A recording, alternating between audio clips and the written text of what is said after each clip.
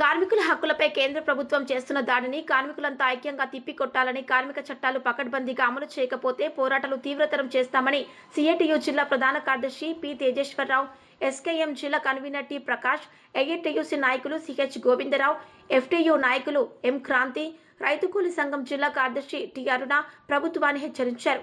దేశవ్యాప్త సమ్మెలో భాగంగా బుధవారం కేంద్ర కార్మిక సంఘాలు, స్వాతంత్ర ఫెడరేషన్ల ఆధ్వర్యంలో డైమండ్ పార్కు నుండి 7వ రోడ్డు కూడలి వరకు మహాప్రదర్శన చేపట్టారు.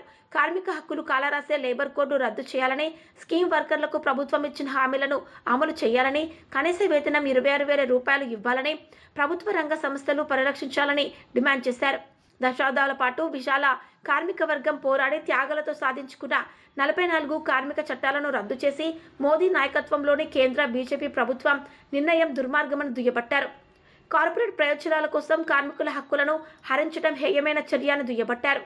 ప్రభుత్వ రంగ సంస్థల ప్రైవేటీకరణ ఆపాలని, ప్రజాధనంతో నిర్మించుకున్న విశాఖపట్నం స్టీల్ ప్లాంటు, రైల్వే, బ్యాంకులు, ఎల్ఐసి, రక్షణ రంగం, గనులు, ప్రకృతి వనరులు కార్పొరేట్లకు అప్పగిస్తే సహించేది లేదన్నారు.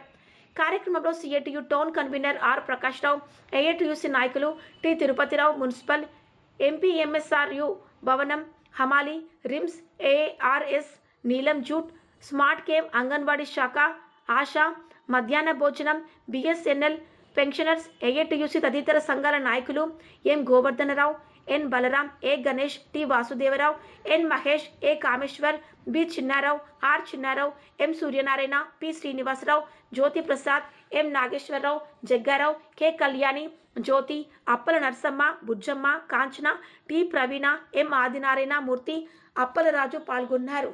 సహా ప్రభుత్వ రంగ సంస్థల ప్రైవేటీకరణ ఆపాలని చెప్పి స్కీమ్ వర్కర్స్ సహా కార్మికులందరికీ కనీస వేతనం 26,000 అమలు చేయాలని, అలాగే పెరుగుతున్న నిత్యావసర వసతులు తగ్గించాలని, ఉపాధి హామీ పథకాన్ని 200 రోజులు పనిదినాలకు పెంచి రోజుకు 600 రూపాయలు అమలు చేసేంత డిమాండ్లతో దేశవ్యాప్తంగా ఈ రోజు కేంద్ర కార్మిక సంఘాలు, ప్రభుత్వ రంగ ఫెడరేషన్లు కూడా సమ్మెకు పిలుపునిచ్చాయి. ఈ కార్మికుల సమ్మెకి కార్మిక సంఘాలకి మద్దతుగా రైతు సంఘాలు, సంయుక్త కిసాన్ మోర్చా సంఘాలు, మొత్తం అన్ని సంఘాలు కూడా ఈ రోజు ఈ పోరాటానికి బలపరుస్తూ వాళ్ళు కూడా హాజరు కావడం జరిగింది.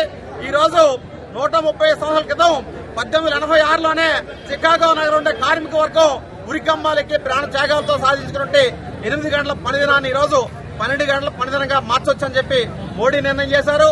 మన రాష్ట్ర ప్రభుత్వం కూడాను 10 గంటల పనిదినానికి పెంచుతూ మహిళలను కూడా రాత్రిపూట పనిచేసుకోని చెప్పి చట్టం చేయడాన్ని వామపక్షాల కేంద్ర కార్మిక సంఘాల తరఫున తీవ్రంగా ఖండిస్తున్నాం. ఈ రోజు కార్పొరేట్లకు బానిసలుగా మార్చేటటువంటి ఈ లేబర్ కోడ్స్ రద్దు చేయకపోతున్నాం. మొత్తం రానున్న రోజుల్లో ఉధృతమైన పోరాటాలు చేస్తామని చెప్పి ప్రభుత్వాన్ని హెచ్చరిస్తున్నాం. అలాగే ఈ రోజు కార్మిక చట్టాలు పకడ్బందీగా అమలు చేయాలని చెప్పి పోట్లాడుతుంటే ఆ కార్మికుల తాలూకా తనిఖీలను కూడా గాలికి వదిలేసి ఈ రోజు సిగాజీ పరిశ్రమలో 40 మంది కార్మికులు చనిపోవడం కానీ, అల్ట్రాటెక్ సిమెంట్ పరిశ్రమలో చనిపోవడం కానీ, ఈ రకంగా ప్రమాదాలకు కారణం ఏంటంటే పరిశ్రమల తనిఖీలు కూడా ఎత్తేసి యాజమాన్యాల తాలూకా ఇష్టారాజ్యానికి విడిచిపెట్టడంతోనే కార్మికుల ప్రాణాలు గాలిలో కలిసిపోతున్నా సరే ప్రభుత్వాలు నీరెత్తినట్టు వ్యవహరిస్తున్నాయి. అందుకు కార్మికుల తాలూకా భద్రతకు ప్రాధాన్యత ఇవ్వాలా. ఈ రోజు కార్మిక చట్టాలు పోరాడి సాధించిన వాటిని మీరు కార్పొరేట్లకు అనుకూలంగా మారిస్తే మాత్రం ఈ దేశంలో కార్మిక వర్గం ఎవరు కూడాను సహించేది లేదని చెప్పడానికనే దేశవ్యాప్తంగా ఈ రోజు 25 కోట్ల మంది వీధుల్లోకి వచ్చి పోరాటాలు చేస్తున్నారు. అందులో భాగంగానే బ్యాంకు, పోస్టల్, టెలికాం, ఇన్సూరెన్స్ తో సహా మొత్తం పరిశ్రమల కార్మికులు కూడా ఈ రోజు ఉదయం 6 గంటల నుండి జిల్లా వ్యాప్తంగా సమ్మెలో పాల్గొంటూ ఈ రోజు ఈ ప్రదర్శనలో పాల్గొన్నారు. శ్రీకాకుళం జిల్లా కేంద్రంలో కూడా అన్ని రంగాల కార్మికులు పాల్గొనడంతో పాటు అన్ని సంఘాల నుంచి కూడా హాజరయ్యారు. వారందరికీ కూడాను సిఐటి శ్రీకాకుళం జిల్లా కేంద్రం తరఫున ప్రత్యేక అభినందనలు తెలియజేస్తారు.